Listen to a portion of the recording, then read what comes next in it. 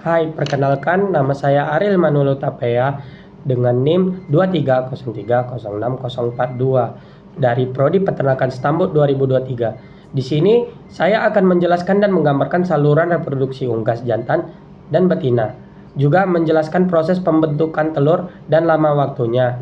Di sini saya akan menggambarkan saluran reproduksi unggas jantan. Saya mulai dengan menggambar organ-organnya terlebih dahulu.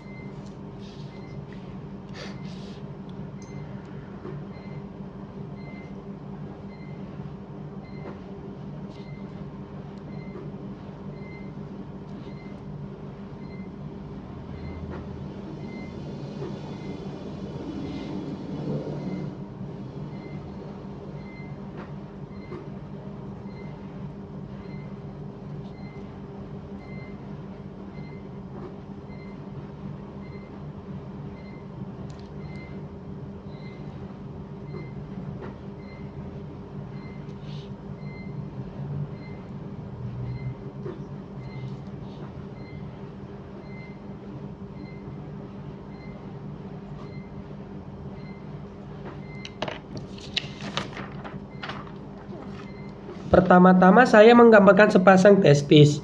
Pada unggas, testis terletak di dalam rongga tubuh, dekat dengan tulang belakang. Berbeda dengan mamalia yang testisnya berada di luar tubuh. Unggas memiliki testis yang internal.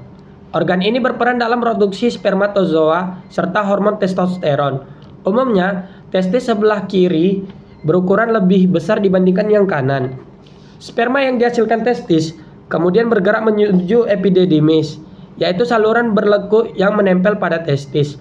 Di bagian ini yang saya gambarkan di sini, sperma mengalami proses pematangan dan disimpan sementara. Setelah matang, sperma akan melewati fase deferens, sebuah saluran yang saya ilustrasikan memanjangkan dari epididymis menuju ke kloaka.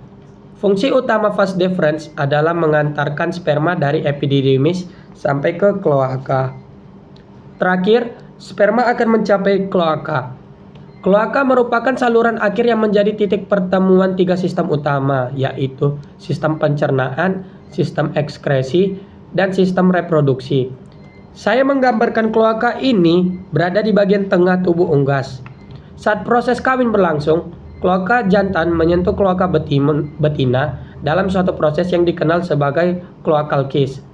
Tidak seperti mamalia, sebagian besar unggas tidak memiliki penis yang mencolok. Namun ada pengecualian seperti bebek, angsa, dan beberapa jenis unggas air lain yang memiliki palus.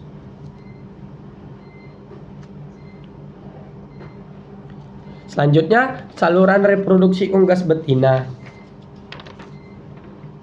Di sini saya akan menggambarkan saluran reproduksi unggas betina.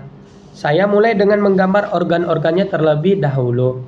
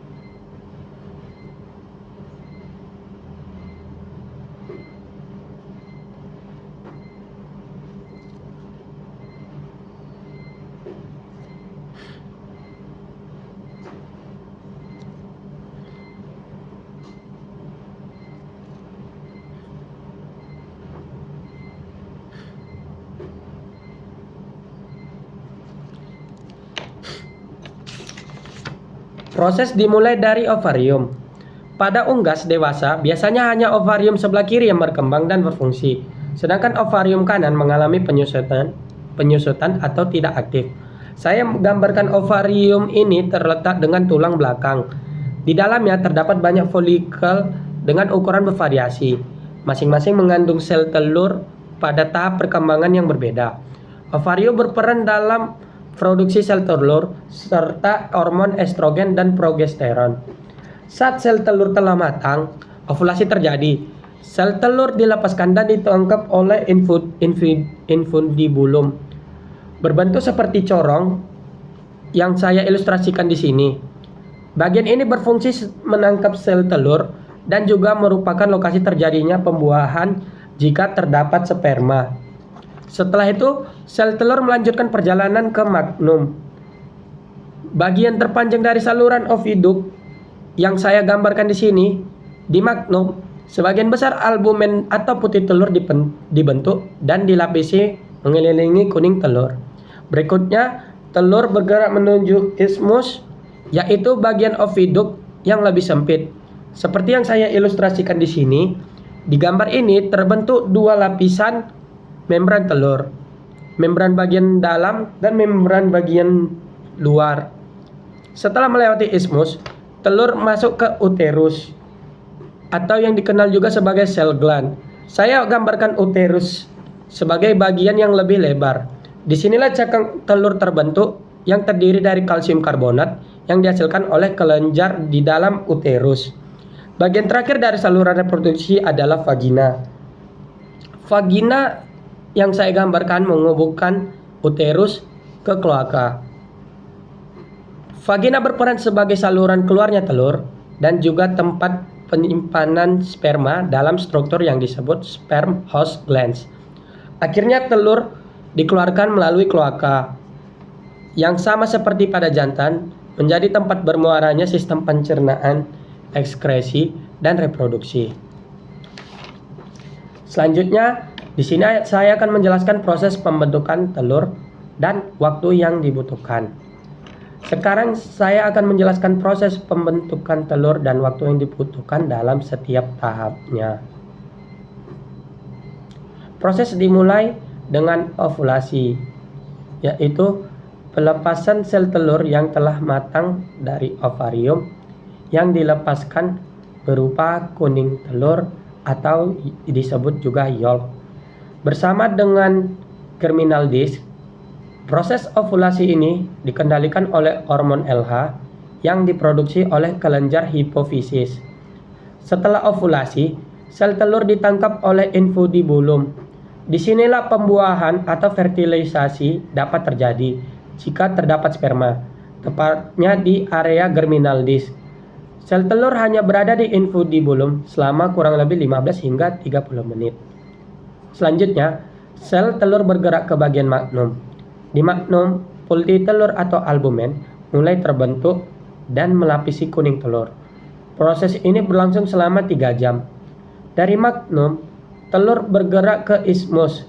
Di isthmus, membran telur terbentuk. Telur berada di isthmus selama 1 hingga 2 jam.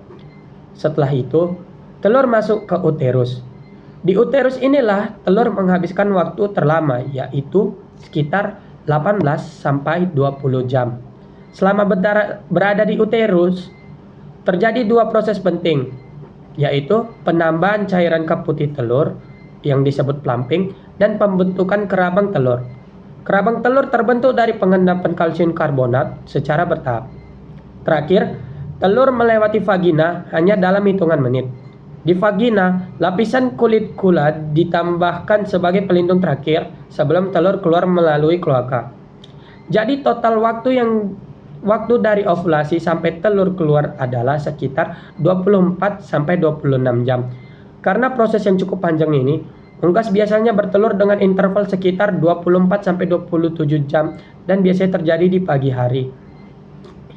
Yang menarik, unggas betina bisa menyimpan sperma dalam sperm host gland di vagina selama beberapa minggu.